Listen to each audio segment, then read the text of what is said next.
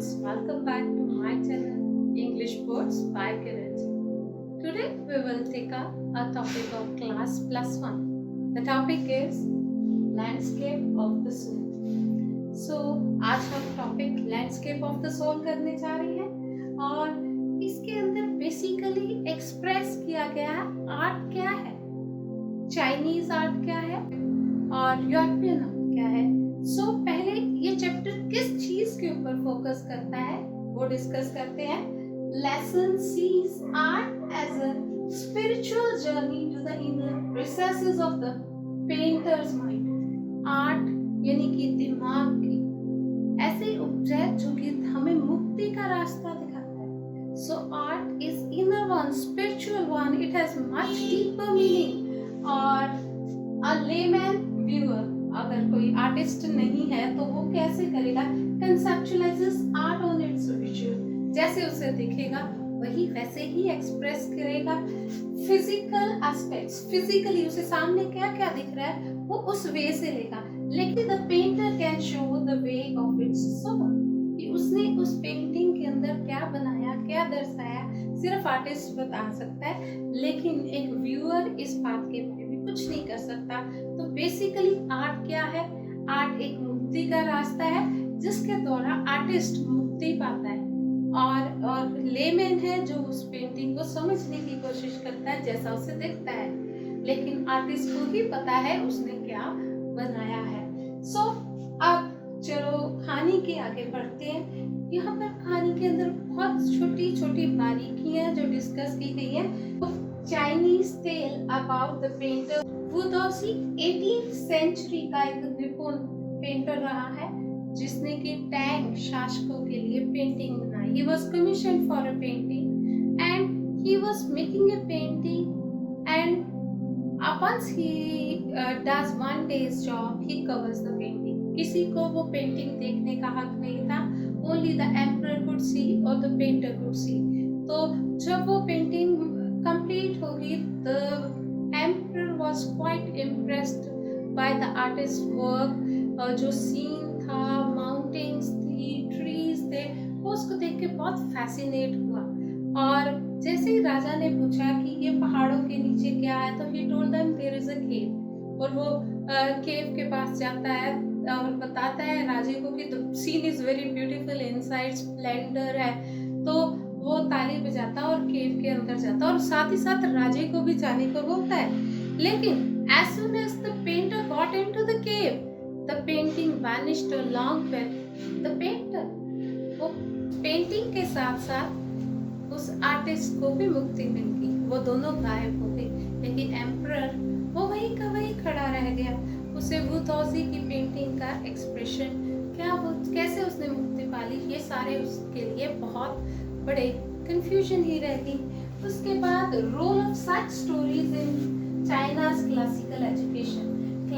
China के अंदर जब भी क्लासिकल एजुकेशन दी जाती है तो ऐसे पेंटर्स की कहानियों के बारे में अक्सर डिस्कस किया जाता है और इनकी अपनी अहम जगह है जहाँ पर पेंटर एक्सप्रेस करते हैं कि उन्होंने क्या क्या किया.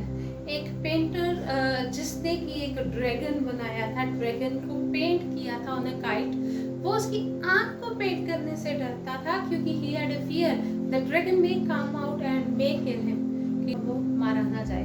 तो ऐसी कहानियों का अपना ही एक अहम रोल रहा है. हम कहें कि चाइना के क्लासिकल एजुकेशन के अंदर now dedicate realism a true essence of art. ये अब एक इसके साथ there is a story that is related with it. A blacksmith fall in love with a painter's daughter. और 15th सेंचुरी के अंदर एक ब्लैकस्मिथ को, एक लोहार को हम कहें कि एक पेंटर की बेटी से प्यार हो जाता है. तो वो क्या करता है, वो चाहता है कि उसकी शादी उस लड़की से हो जाए, लेकिन लड़की का जो वो फादर है वो उसे रिजेक्ट कर देता है बिकॉज ऑफ हिज प्रोफेशन.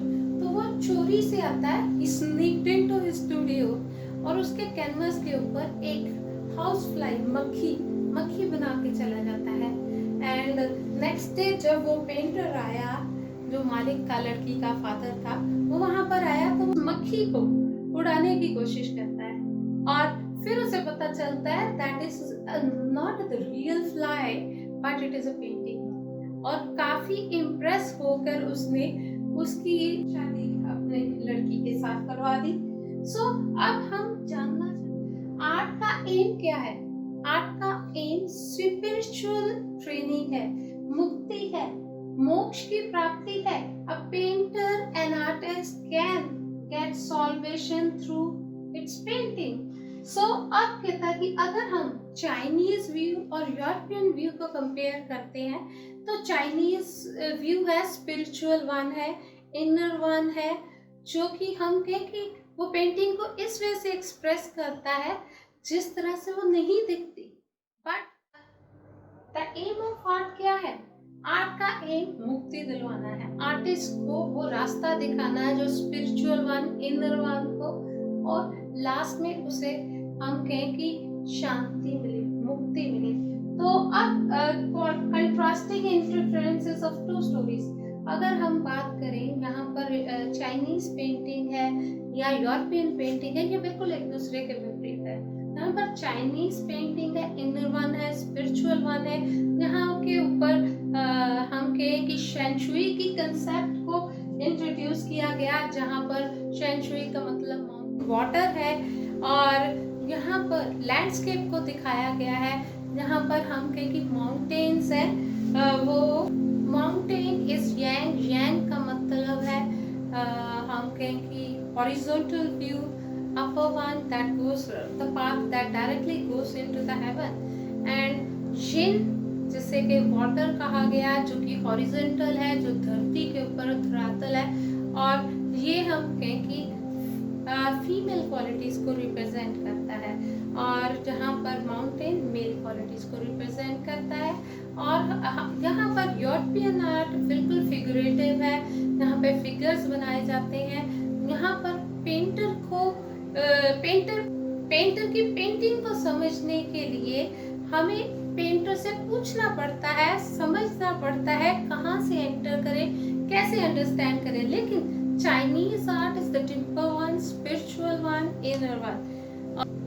चलो अब कंसेप्ट ऑफ आर्ट रूट और आउटसाइडर आर्ट करते हैं, और ये कंसेप्ट 1940 के अंदर इंट्रोड्यूस किया गया था बाय जीन ड्यूबॉफट के द्वारा। उसके अकॉर्डिंग आउटसाइडर आर्टिस्ट या आर्ट रूट वो है जिसने की फॉर्मल ट्रेनिंग नहीं ली हुई, उसमें इनबॉर्न टैलेंट है, जिसे हम कहें कि वो अपनी कला के अंदर रॉ है, वो एक्सपर्ट नहीं है। By God's gift, He is creating all these images or the paintings or the art forms which is being appreciated. और outsider art भी हम कहेंगे वो आर्टिस्ट जिसकी रॉ फॉर्म में है आर्ट। और नेकचंद को कहता कि जिसने की रॉक गार्डन चंडीगढ़ में बनाया था, उसे अनट्यूटर्ड जीनियस कहा गया है।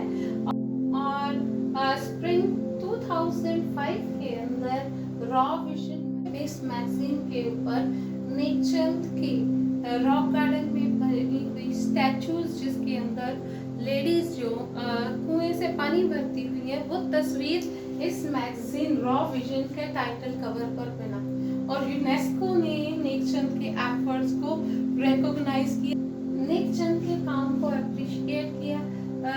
5 मंथ्स के लिए हम रिलीम ऑफ नेकचंद के नाम से एक शो कंडक्ट किया गया, जो स्विट्जरलैंड के, फ्रांस के हम कहें कि म्यूजियम्स के अंदर टेलीकास्ट होता रहा। और स्प्रिंग 2005 के अंदर, जैसे मैं पहले ही कह चुकी हूँ, रॉ विजन के मैगजीन के ऊपर जो टाइटल कवर था वो रॉक गार्डन की एक तस्वीर, जिसके अंदर हम कहें कि एक स्कल्पचर है जो कि कुएं से पानी भर रहा है, एक फीमेल का है, वो प्रिंट हुआ। और नेकचंद के लिए कहता है कि मुझे सबसे बड़ी खुशी इस बात में मिलती है जब लोग आते हैं, रॉक गार्डन को देखते हैं और उसकी ब्यूटी को अप्रिशिएट करते हैं, and he feels that this is the biggest blessing for him, this is the biggest happiness for him. So my dear friends, the chapter comes to an end. I hope you have understood well about my explanation on the topic landscape of the soul. Thank you very much. Do like, subscribe and share my channel. English Words by Kiranjit. Thank you once again.